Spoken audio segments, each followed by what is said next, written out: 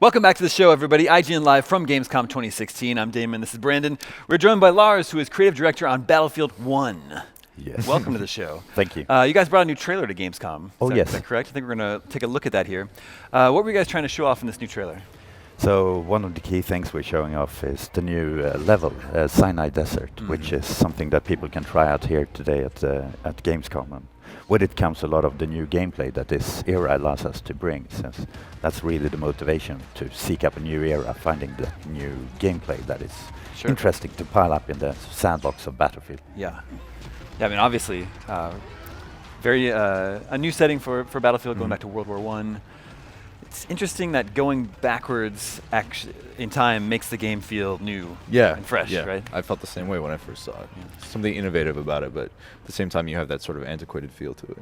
Yeah, it was a move that we didn't take lightheartedly. It's been lingering around since basically 2008, 2009 that some of us really wanted to do it, but it was never really the right time. So this is something that's always sort of been on the back burner for you? Yeah, we all, I guess, walk around in the studio. Many of us have built Battlefield for so many years. Yeah. And then we all have our little pets that we want to kind of nurture and build in the future. And this was one of them. And so I mean, the new trailer shows off a lot of the new elements for Sinai that I mean I got to play last night. Can you speak to some of the new elements that we're going to see in Battlefield? Let's start with the elite classes first of all. So the elite classes are really, or just take a step back, when we started building this game, it was really about finding new gameplay. And when we looked at the different eras, we lined them up from the Roman Empire to future space.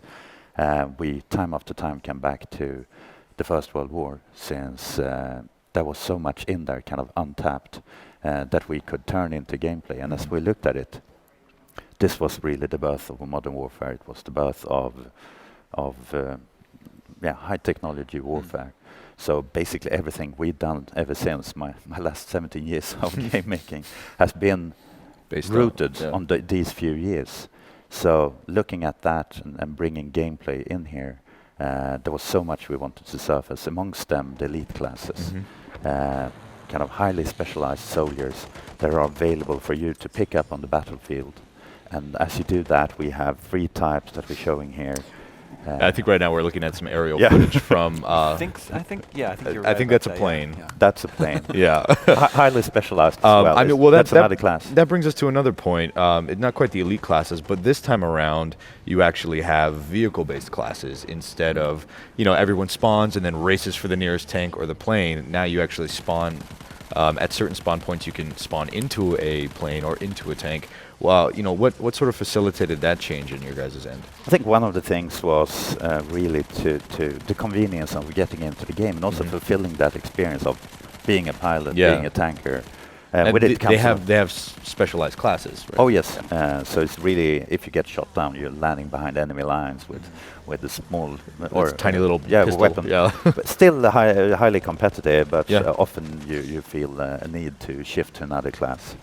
But some of the benefits that we added to it is the fact that once you have selected to become a pilot, you can freely then customize your vehicle instead of someone nicking it for you, which happened previously. Yeah.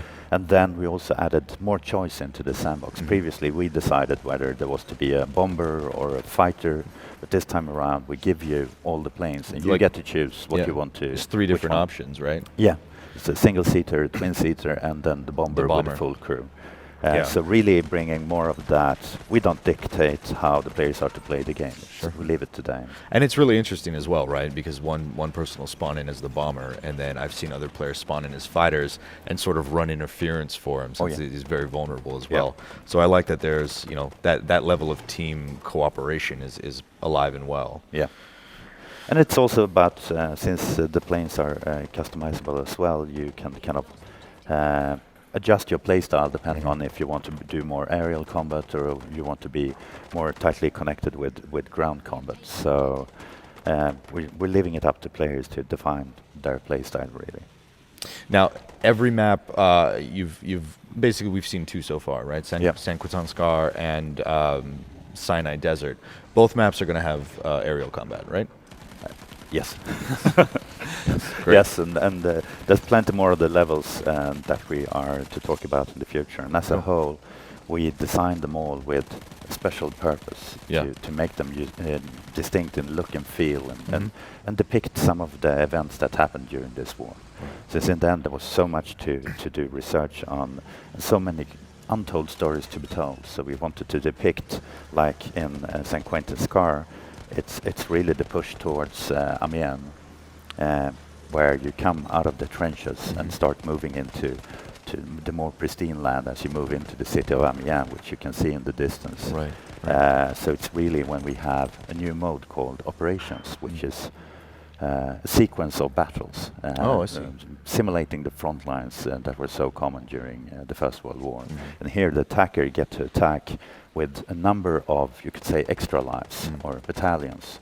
So if and these are to last during 2 or 3 maps. Oh wow! Which is a full operation.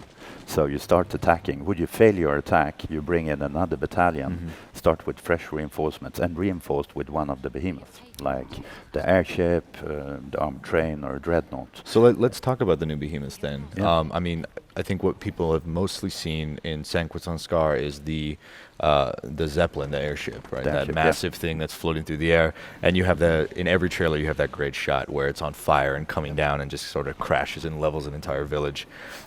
In Sinai, the behemoth is different this time around. It's the armored train. Can you speak a little bit about that? Because I saw it for the first time, not knowing that each map had a different behemoth, and I was literally blown away by it.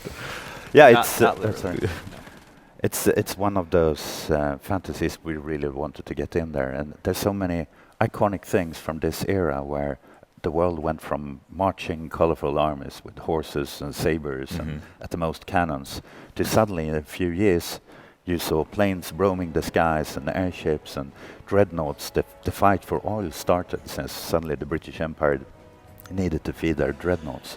So it was a totally different world that started, and with that comes the trains, which was reasonably new as well. And to get that fiction in there, it's up to 6 seats in it, so heavily armored. On this map you have the anti-air guns, you have the close-range weapons and the long-distance weapons, since we really want to give it a punch that when it comes in, and it always comes in as a game changer. If one team is falling behind in conquest or in operations, that equalizer. It comes in, since you like that tight ending on all matches. Yes. Well, we're seeing some ground combat here. I know you did a lot of research on the weapons of the time. Are you going for authenticity and realism, or are there moments where you think, well, this weapon was used in the war, but it'd be a little more fun if we tweaked it in this way? On the big picture, this is Battlefield. As we've done with all games, we do extensive research, and especially for this era, there's too much amazing stuff that it's odd to start making things up. So we root it in reality. There are so many untold stories to be told, so much amazing hardware that we as developers, after basically 8 years of making contemporary warfare, just dive into finding out about all of this. So in the end, we base it on reality, but then we present it through the lens of Battlefield gameplay. Since in the end, it's the rock, paper, scissors, it's the all-out war, team play, destruction, and that is so important for us to make it all tick. And this time period in specific is interesting because you do have that sort of industrial feel to it, that metal and machines mixed with horses and sabers and all of that, which I know we didn't have much time to get into it, but horses are in the new map Sinai Desert. I played with one. It's very, very I don't want to use the word fun, but it's very rewarding when you ride into battle on a horse and actually are able to hold your own against the guy with a machine gun. It's are they treated as a vehicle? They are, you spawn into them just like a tank and a plane. So we have the base classes, the medic, the support, assault, and scout. In addition, the vehicle classes we talked about, but then in addition, you can spawn in as cavalry. You come in with a unique set of weapons and gadgets, your own horse, and of course it's fragile, but it's also speedy, and we wanted to build in some sense of living creature, so it tries to avoid obstacles, jump over them, or bypass them, and sometimes it will even refuse. So maintain speed, you can support your troops with health and ammo, Would you see a tank? Probably you should stay off it or circle it, since you have the 80 grenades. But stay off their guns, since you're a horse. You're a horse. And in the end, you have a mid-range rifle, and as a last resort, you can kind of charge the front lines and either trample or use your saber in the final charge. A lot of different mechanics with it. So it has a lot of potential, but you need to treat it carefully, and you want to keep it alive out there. Well, I think you have an open beta starting later this month on August 31st. That's correct. And then Battlefield 1, the full game will be out October 21st.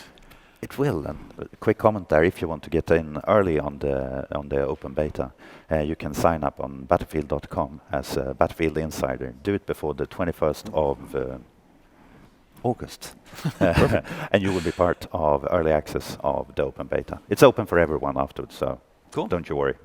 Lars, thank you so much for coming by the show. Thank you. Thank you very much. Stay tuned. Much more to come from IGN Live at Gamescom 2016 after this.